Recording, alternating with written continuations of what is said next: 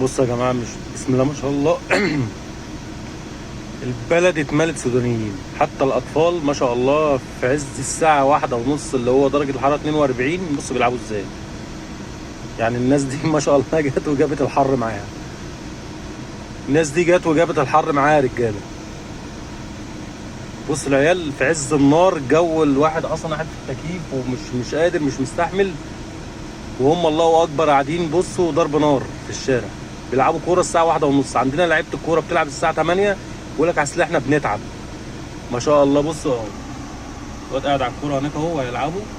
ده صاحب الكوره طبعا، ده خميس كاكا صاحب الكوره.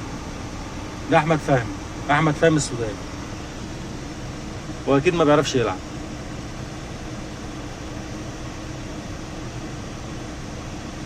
بس ما شاء الله العيال دي ممكن تنفع محترفين في مصر.